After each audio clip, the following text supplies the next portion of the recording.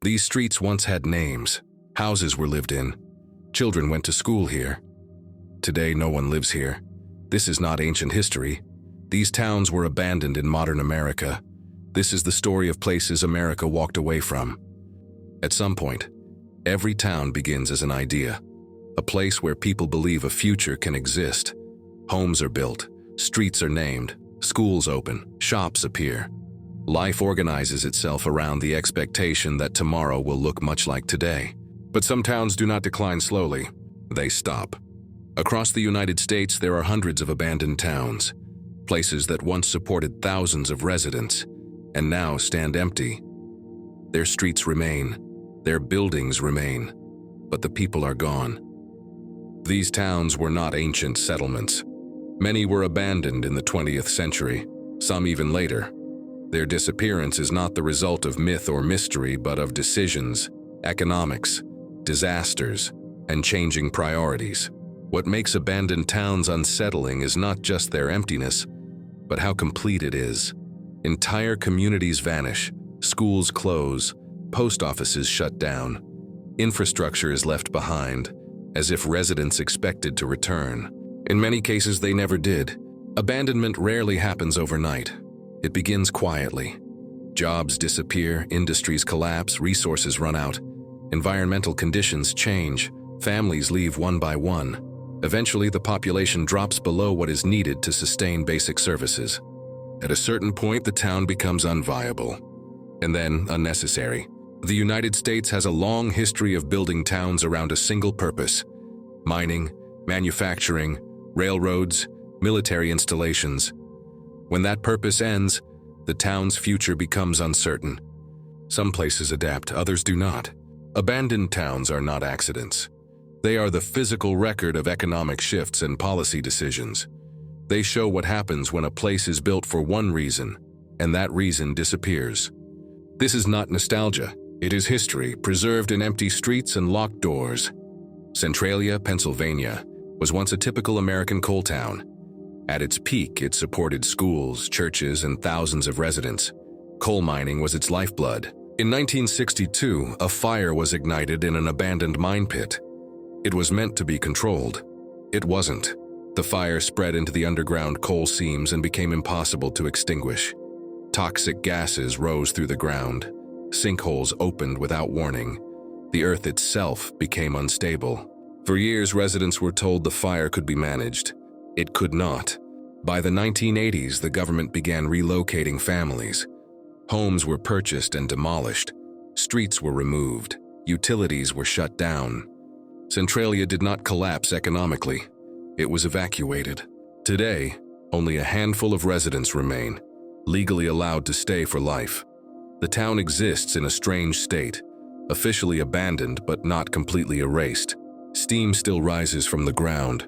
Warning signs dot the landscape. The fire is expected to burn for centuries. Centralia represents a rare case where a town did not fail because of economics, but because the land itself became uninhabitable. It is a reminder that some forces cannot be negotiated with, only endured or escaped. Cahaba, Alabama, was once this nation's capital, located precisely at the confluence of two significant rivers, symbolizing an unparalleled advantage for trade and transportation. This location prevailed as the town's greatest charm, but it also presented the greatest downfall. Frequent flooding was a persistent issue faced by Cahaba, causing damage to the town's infrastructure and regularly affecting the livelihood of its residents.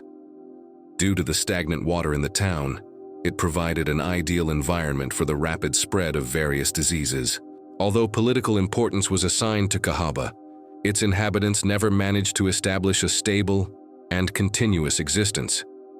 The capital was frequently and abruptly transferred, leaving residents often compelled to accompany it in its wanderings. As the mid-19th century progressed, Cahaba gradually became abandoned, leaving little trace of its once vibrant inhabitants. Cahaba's narrative is one of regretful planning and harsh environmental realizations.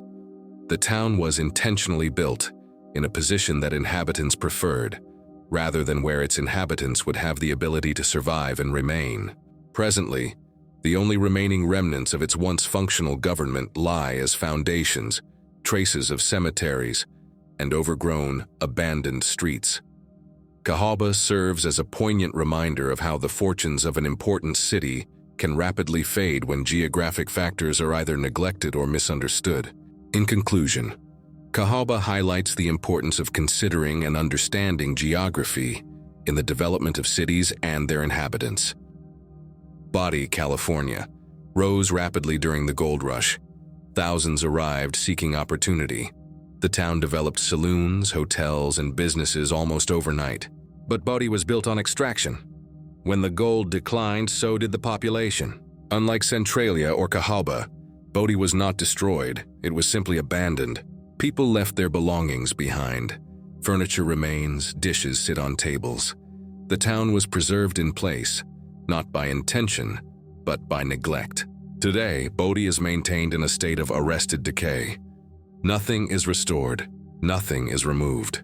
Bodie illustrates how towns tied to a single resource have no second act once that resource disappears. Abandoned towns are often described as failures. That description is convenient and misleading. Most of these places did not collapse suddenly, and they were not abandoned because people made irrational choices.